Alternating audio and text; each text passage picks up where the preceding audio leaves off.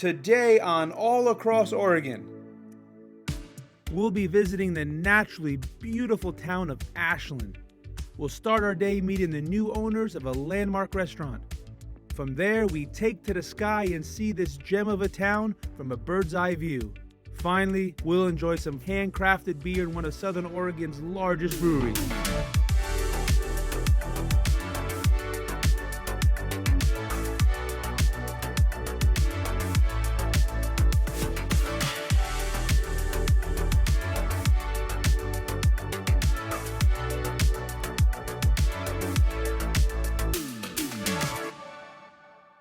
This episode of All Across Oregon was made possible in part by Golden Gems Fine Jewelry, located on the Ashland Plaza, and has been consistently voted Southern Oregon's favorite jeweler.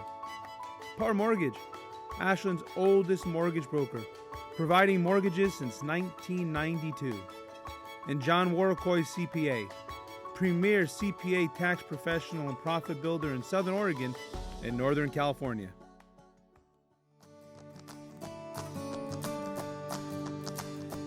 Just 15 miles north of the California border and at the foot of the Siskiyou Mountains lies the beautiful city of Ashland. It's home to many beautiful sights.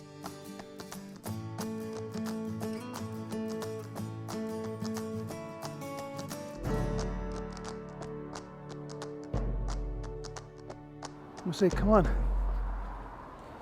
Check this out.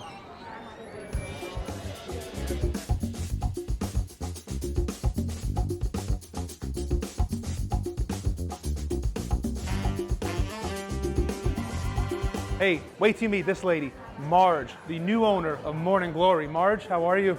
Good, thank you. Good to see you. Thank you. I want to learn about you.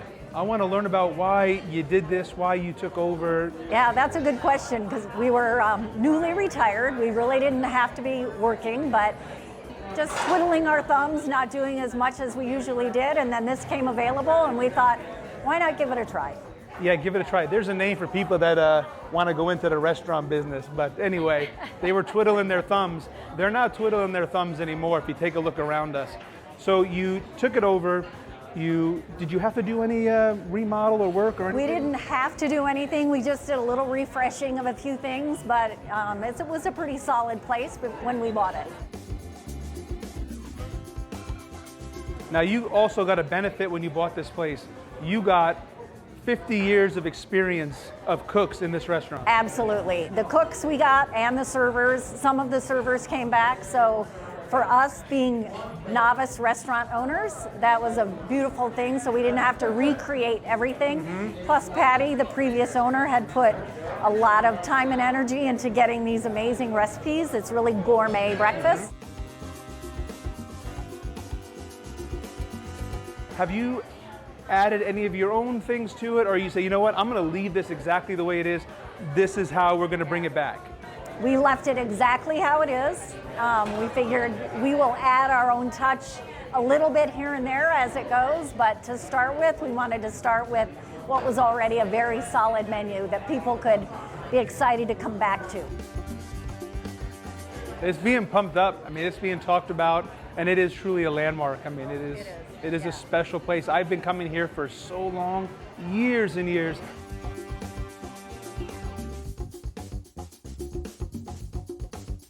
If you had to picture a super cool breakfast chef, this is what he would look like.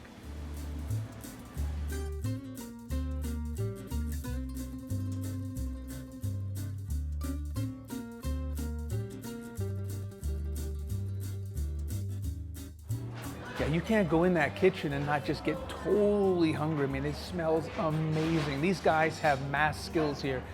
I'm looking at Morning Glory's menu right now, and I'm going down these omelets, and I believe that we're getting the avocado omelet, maybe with a side of pancakes. I don't know. I am so hungry right now. I don't know what to do. Yes, sir. Yes, sir. Ooh. It's missing something. Hold on, I see something here. Think they would mind if I grab this?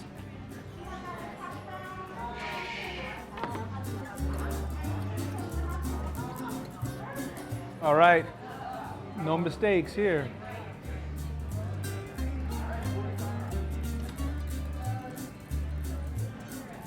There's a reason why you can't get in to Morning Glory in the morning or even in the afternoon.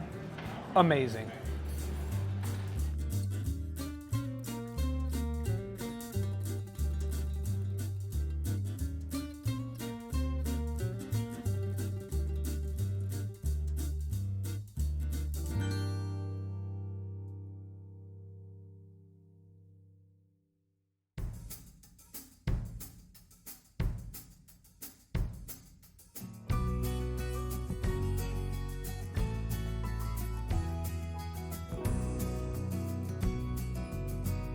I want you to meet a friend of mine, but no, it's not Robert Redford.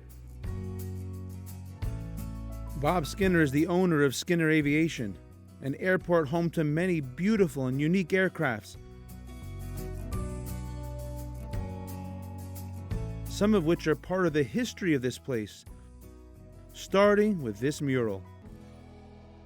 Well, the mural was commissioned by the Ashland Airport Commission, and what we wanted to do is bring a little bit of art into the airport and at the same time kind of capture our airport along with the Ashland community. And if you see up to the right, you'll see Mount Ashland, and then off to the left, you'll see Mount Shasta, and then some of our most iconic local airplanes, the ones that have been there around the airport for a long, long time. The Stearman has been here for 28 years. Skinner Aviation's got the 172 and the 340. And of course, one of our local businesses, Brim Aviation's got the helicopter. And so we just wanted to bring some of the local aircraft into our community. And I think the mural turned out wonderful. It's a beautiful mural. So now we're in the toy shed, the hangar with all of Bob's other fun things, and it looks like here we got another one of it. This is your other twin. Yeah, this is the one I've had since 2005. Do you name your airplanes? Actually, this is 69 November. We kind of use the N number or the registration number for our names. Like AJ out like there. Like the AJ out there. Yeah. And so, but the hangar, this incorporates our maintenance facility. All the aircraft and helicopters all have to be maintained on a regular intervals. And so this is where we accomplish that. Okay, well, and on a more important level, I named my trucks, just so you know. Okay. Yeah, I just thought you should know that. So my RV is Ignacio and my truck is Sasha. Well, I named my cars. I have a Austin Healey 3000 that's named Rita. Rita? Saw her standing by a parking meter. This is before my time. So let's just see. Is there anything you haven't done in your lifetime yet? I haven't crashed. Oh, thank goodness. Well, this is super impressive. And then I see over there, that gentleman that's working on the, he says the 1940s? It's in the 40s. It's a Piper Cub. It's one of the early Piper aircraft before they even put electrical systems in them. It's got a little, I think, 85 horsepower engine on it. It's just one of those airplanes that a person wants to go out and fly and look at the country and go at about 60 miles an hour and stuff. That's what you hop into. So if you were to describe Dave, he is a special operations specialist. He's actually my special projects mechanic. Special? Or specialist, I guess, would be the best way to put it. Yeah. Well, he restores and refurbishes older antique aircraft. Okay. But this is not an antique then? That is an antique. This is an antique. It's considered antique. Okay.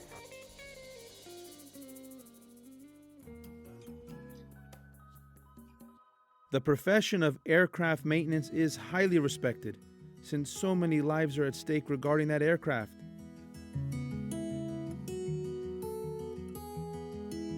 From pilots and staff to passengers and the general public, it is a role that demands precision, professionalism, and accuracy at every step of the way, 24/7. There's never any room for error.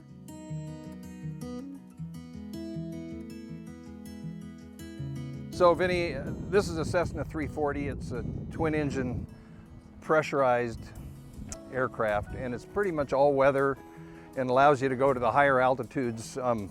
You can go up to 24,000 feet in this without having oxygen on, so it makes it quite comfortable if you have weather to go over and that type of thing. 24,000. Yeah. So do you have to check for anything else in that fuel, like water or anything like that that can get in there, or you just... I do. Okay.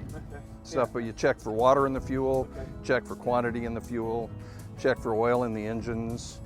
You're physically looking the airplane over to make sure that you don't have any items like fuel leaking out of it or major oil leaking out. So can I see that jet fuel real quick? Yeah, that's actually avgas is what it's called, not jet fuel. Oh, not jet fuel. Oh, not in a jet. I keep saying a jet. It looks like a jet. This thing is really cool looking. But what if I put this in my car? Would it run better? It would. We're thinking about getting some kind of membership here at Skinner Aviation, and we might even run Ignacio on this and see what happens. So now I'm done that, I'm going to go inside the cockpit and take the control locks off, because I put control locks on it when I leave the airplane outside. It prevents the wind from moving any of the controls, which if the wind is strong enough, it can actually create some damage to the controls.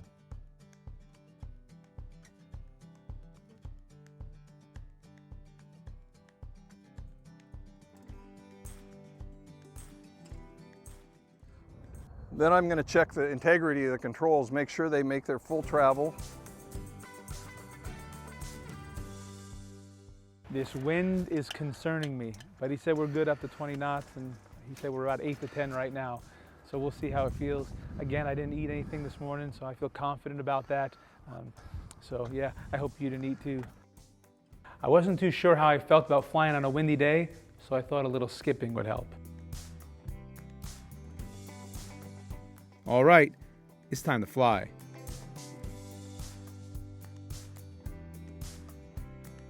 It's tight. So this is the entrance and exit door right here, but in the event of an off-airport landing and we needed to get out of the aircraft, it is also an emergency exit. And so in order to operate it, you would pull the handle out and turn it up. That would raise the top. You would lift the lever up on the lower section and then let the lower section down. But we won't be using that today. We won't be using it unless we're on the ground. Anybody else want a mint? Okay, so the next step is I go through my checklist that I do before every flight and make sure I don't forget anything and everything is operating the way it should. Now, this is an important step for any pilot. So what I did was I decided to keep silent and respect his space and let him go through his checklist. Clear left.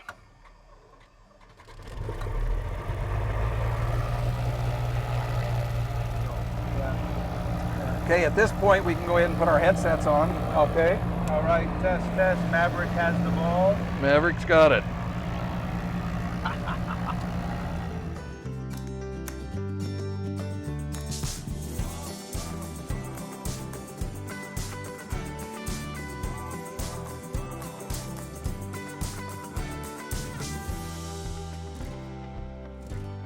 As we head to the runway, the time has come to take off.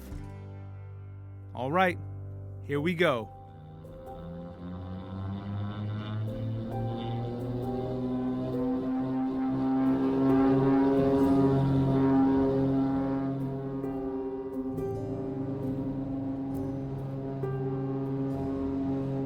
And it's takeoff. Wow, what a beautiful sight.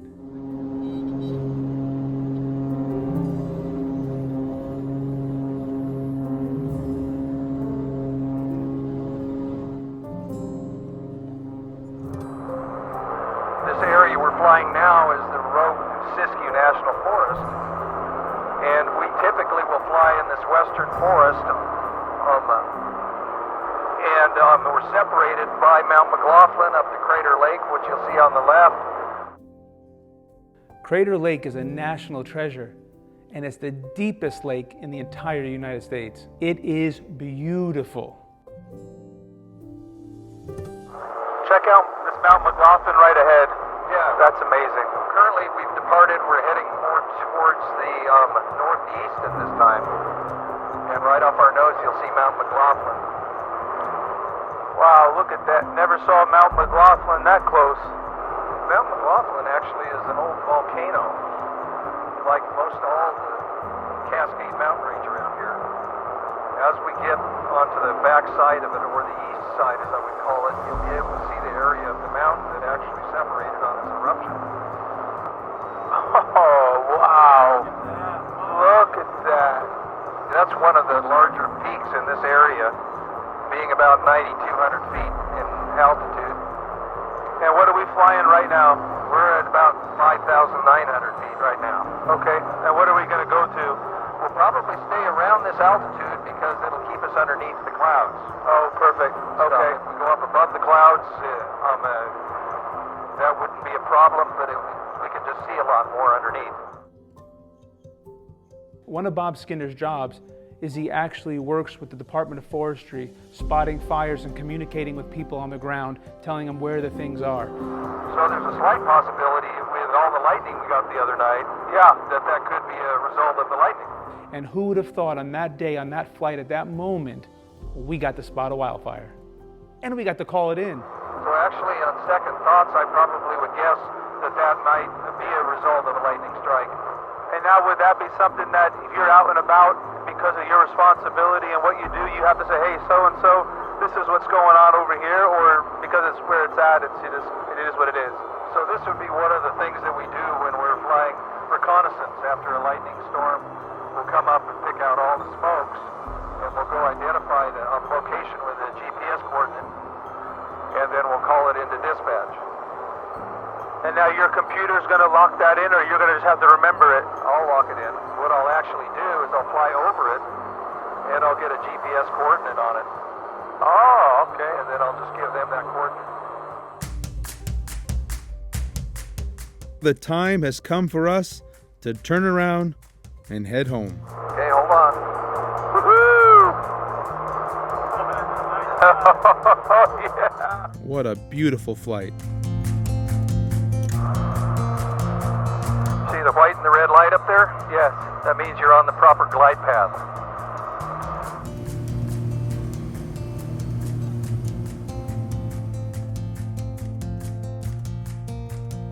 And it's touchdown.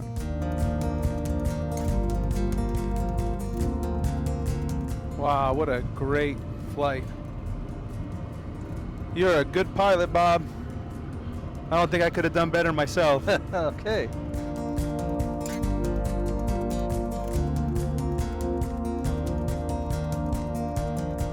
Bob, that was amazing. The feeling, the sights. I would definitely call Skinner Aviation and ask for one of those little tours, those scenic tours for sure. I appreciate it, Vinny, anytime. Man, we appreciate it. Thank you.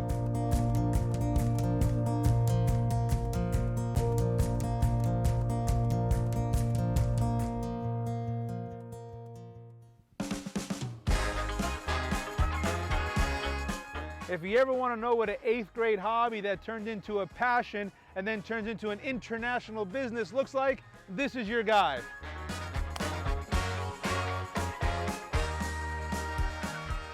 This is one of the Pacific Northwest's biggest breweries. What you're seeing here is all the beers that Jim has collected throughout his life. All right, I want to introduce you to Fred Martinez, the lead brewer at Caldera. He's going to give us a quick tour. Fred, welcome. Thank you so Pleasure much. to have you here.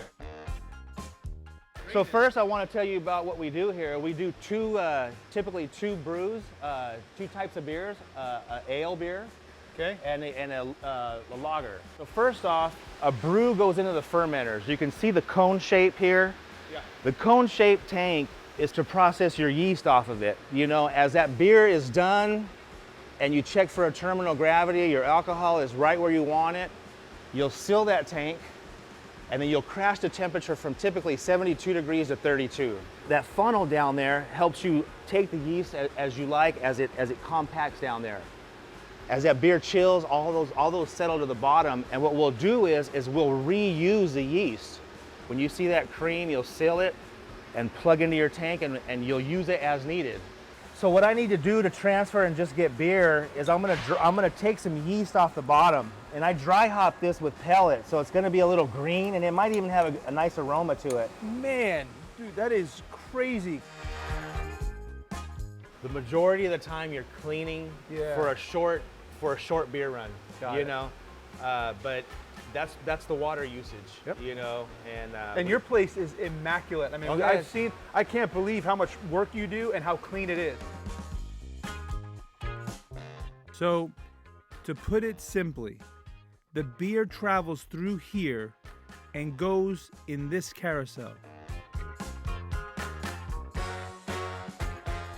Then from this tower, the cans are dispatched to be sealed here.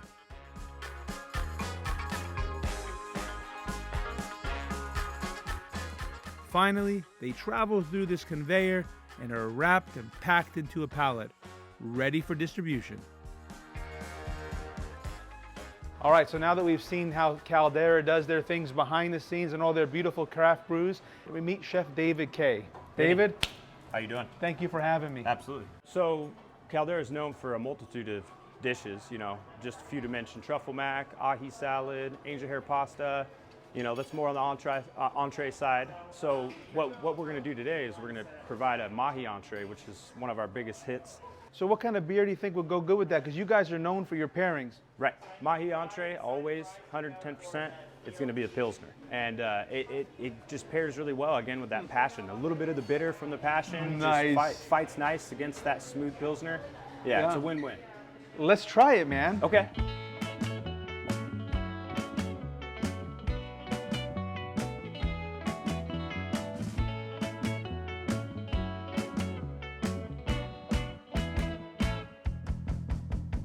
You know what? That beer was amazing. We are so looking forward to what we're going to eat right now. Chef, what are we eating? Like, I can't even remember all this action in this place. What's going on? What are we making? Yeah, so I'm going to be preparing our ahi salad. So we dress an Arcadian mix with our passion fruit vinaigrette. It gets topped with some garbanzo beans, some grapefruit and orange sections, some shaved radish, cucumbers, English of a variety, edible flowers, microgreens, and then I'm going to take this piece of sushi grade ahi, and we're going to go ahead and coat it in togarashi seasoning. Look at this. These are all edible flowers. You've seen it, but have you done it? Well, guess what? I'm about to eat some flowers. Let's do it. Let's do it. So right here, like I said, sushi grade ahi, Yeah. 4 ounce off the loin. So I'm just going to give it a little shake with the togarashi. Make sure that I get that nice and evenly coated. So we're going to get our little saute pan. We're going to get it ripping hot. And this is going to be the kiss. Look at the color. Man. So right here we just got like a spring mix of Arcadia. It holds up really well with some dressing. This is passion puree, and we just emulsify it with some garlic, shallot, some oil, a little vinegar, and put just a dash of salt in there. Give this just a nice little mix. Back to our salad here, we got it standing nice and tall. I'm gonna go ahead and take a little bit of garbanzo beans. We're just gonna kind of evenly distribute them out. Take a little bit of that citrus. This is grapefruit and orange. So we just want to dance them on top. I like to just pop these around the sides. Then we're going to go with just a sliced English cucumber.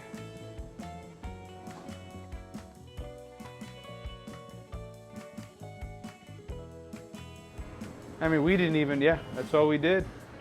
Look at that.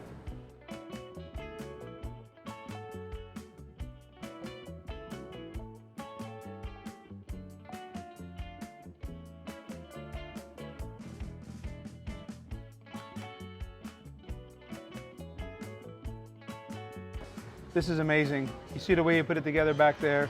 Just kiss the tuna. So let's just go ahead and give it a little shot here. I think in order to do it justice, I'm gonna have to use my hands.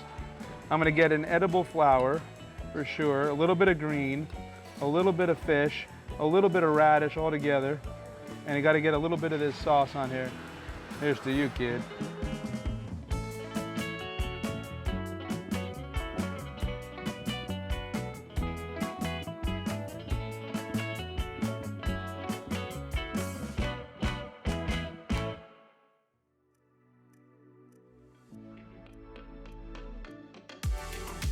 What a great day we had in Ashland.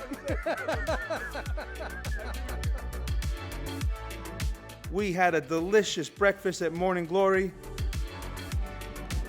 Gotta have sugar. We got to fly in Bob's private charter plane and spot a wildfire and get to call it in. And finally, we enjoyed a delicious meal and got a beer education at Caldera Brewery. I hope you can meet these hardworking people in person soon and give them support. We'll see you next time as we go all across Oregon. This episode of All Across Oregon was made possible in part by Golden Gems Fine Jewelry, located on the Ashland Plaza, and has been consistently voted Southern Oregon's favorite jeweler. Par Mortgage, Ashland's oldest mortgage broker, providing mortgages since 1992. And John Warricoy CPA, premier CPA tax professional and profit builder in Southern Oregon and Northern California.